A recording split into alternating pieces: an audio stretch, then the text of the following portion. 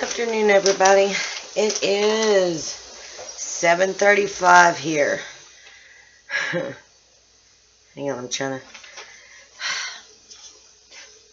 see the look on my face. I just watched Mike 5's last goodbye video. Yeah, he's correct. I'm upset. I'm peeved off, and I understand. But what we discussed versus what he just did was a kick in the nuts. But I understand, and I do. We talk a lot, and I understand what he's doing, and I understand why he's doing it. But I'm not going to discuss that anymore. I'm done discussing that. I just hope he still gives us updates on his progress, good or bad, and at least keeps in touch with us through messages, comments, Facebook Hangout, Google Hangout, whatever, whatnot. So, but if he doesn't, I understand that too. So if you're going to watch us, Mike, if you watch us, I understand if you disconnect from Google Hangouts, FaceTime, everything. I get it. So, that's okay. You're that good of a friend, what in the world, that I respect that decision. I had a feeling it was coming. So, that's fine. Alright. Welcome to my channel. Like I told you guys, I think a day or two ago, I'm going to start discussing topics of things that we don't discuss about Lyme and co-infections. Put Lyme on the shelf real quick. We're talking about co-infections. Co-infections that we have or might have and is not told we have, or we have it, we just don't discuss it. And we need to start. But I'm starting with things that I know I have co-infection wise. And today's topic and discussion is going to be the co-infection Tularemia. Now, you can get this co-infection from and I'm reading, guys. You can get this infection from the Lone Star tick, the Rocky Mountain wood tick, and the American dog tick. It is also caused by Coccobacilla, which unfortunately that's how I found out I had it. So many freaking abnormal pap smears. That's how they found out I was carrying Tularemia, is through my pap smears. And yes, ladies, it will come out not showing Tularemia. It will actually show if you have a normal pap smear, and this is TMI, but hey, this is a teaching channel as well. Coccobacilla, and that is Coccobacilli,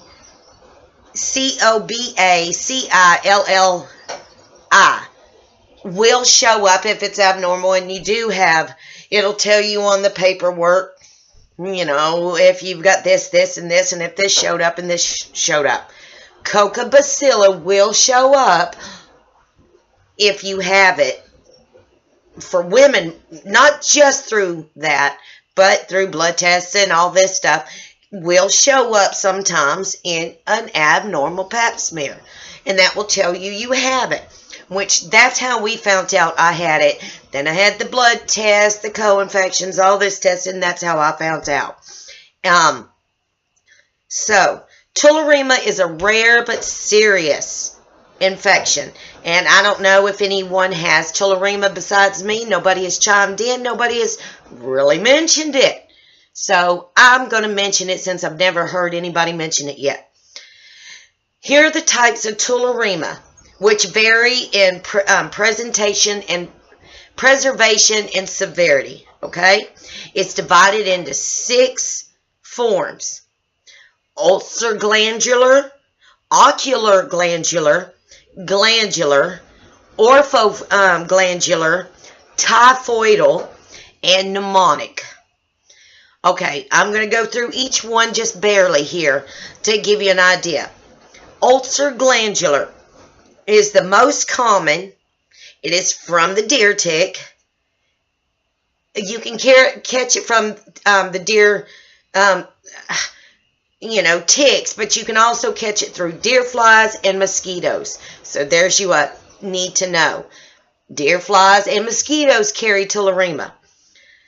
Okay, it can transmit it to us, and it's known as skin ulcers, which, guys, here's a TMI. I don't know if you'll see it. I might have to step on my chair here so you can. And this is one form I have. It's the ulcer glandular. I don't know if you guys can see this. It is right here. It's ulcer glandular. I don't know if you actually was able to see that, but also remember last year, the little dot, patchy, scratchy, flaky, itchy was here, and then it got real big, and then it spread all the way around. That was part of the ulcer glandular. So I do have that form, but I have another form as well. So that's ulcer glandular. So you can get an idea if it's puffy, itchy, flaky pills, you might need to get it checked. The second one is ocular glandular. It is rare, and it gets through your eyes by splashing of infected blood, which usually is through rubbing your eyes after handling the infected. Like if you pull it off and the blood breaks or whatever, and then you do this, that's how you get it in your eyes. Next one, glandular. It is rare and similar to ulcer glandular form, except without the skin ulcer, unfortunately. It's acquired through the skin and doesn't have to be required.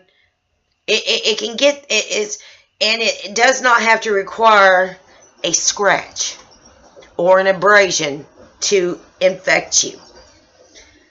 Glandular is also considered a bioweapon. Yeah, go get that one. Glandular tularemia is known as a bioweapon. I haven't done research in that, but that freaks me out. I'm just saying. Now we're going to oropharyngeal tularemia.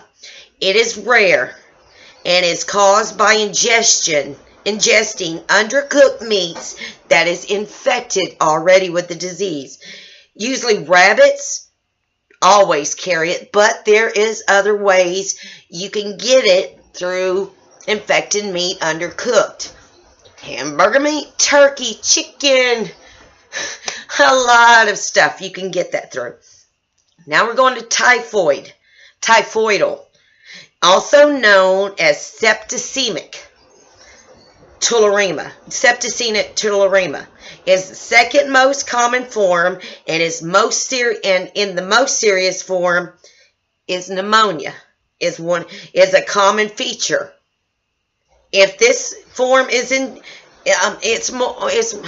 it's more deadlier from if you catch the pneumonia form of it, and it is through ingesting and through the precise mode of transmission is not clear to the CDC and scientists and doctors. They really don't know the transmission of it, of how it transmits into us. All we know is we ingest it.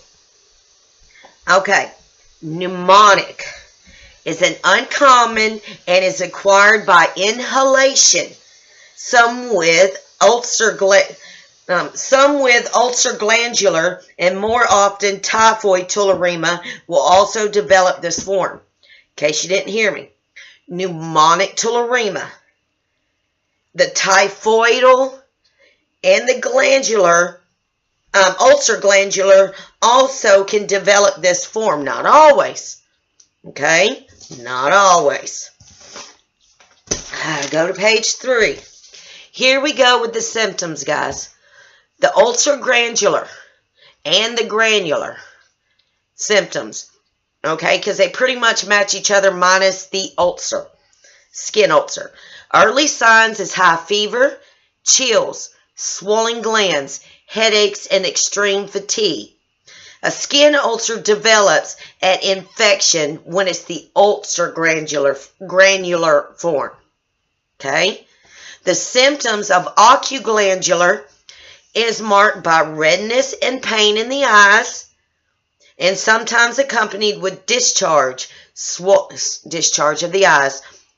Swollen glands are also frequently seen. Anybody check that one real quick? Because I do have the ocular granular. Typhoidal, by fever, exhaustion, weight loss. Also, lungs can become involved. Also, the lungs can be involved. The next one is oropharyngeal. Sore throat, nausea, vomiting, diarrhea, abdominal pain, and intestinal ulcerations are common through the oropharyngeal tularemia. So if some of you guys have ulcerations in your guts, intestinal ulcerations, abdominal pain, diarrhea, vomiting, sore throat, nausea, have no clue why, you might want to get that one checked out. I'm just saying there, a hint, hint. The last one is pneumonic. The symptoms for it is a dry cough, respiratory difficulties, and chest pain. Meningitis is an uncommon, but is also potentially a serious complication of all forms of tularemia. So when you just all of a sudden pop up and go, well, how did I get meningitis? You might want to check into tularemia, because tularemia gives you all forms of can cause meningitis through it.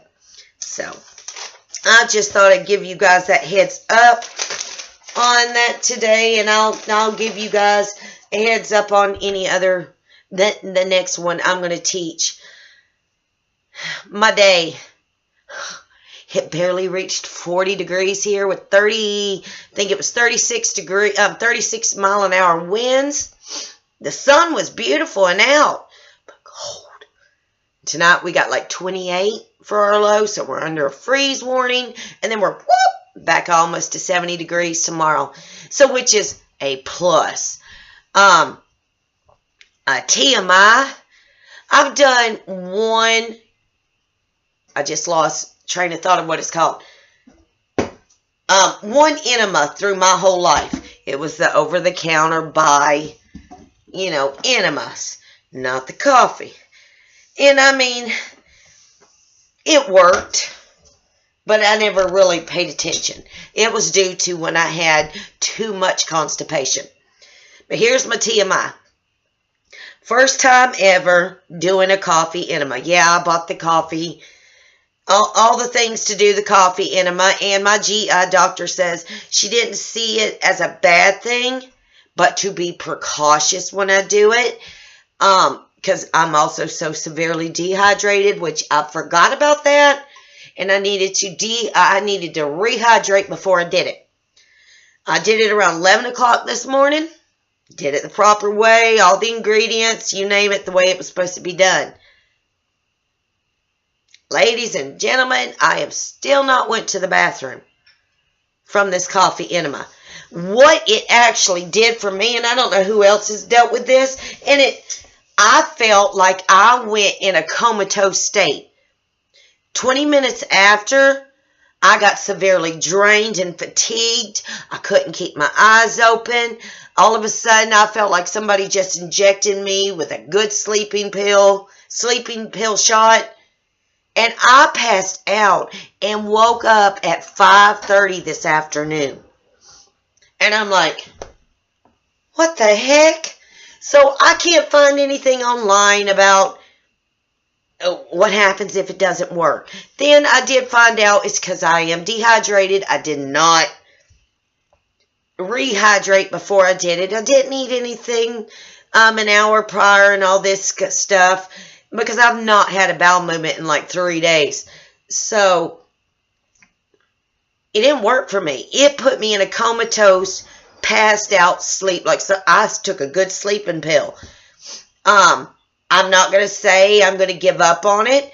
I may try it again tomorrow. I'm going to cross my fingers. It actually gives me some form of benefits. But today, it put me in a comatose state where I passed out from it. It drained me and made me severely sleepy. And I did it the right way. 100% the right way. So, I don't know what's going on there. But I may try it tomorrow, or I may try it, Saturday. Give myself a break.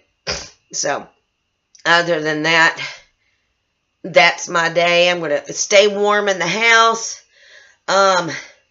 Waiting for some people to upload their vlogs. Jen, you're one of them. Still waiting on Tracy to update us this week because I'm not seeing anything from her this week. Bill, I'm still waiting for a vlog from you, minus the one you did vlog about that certain person.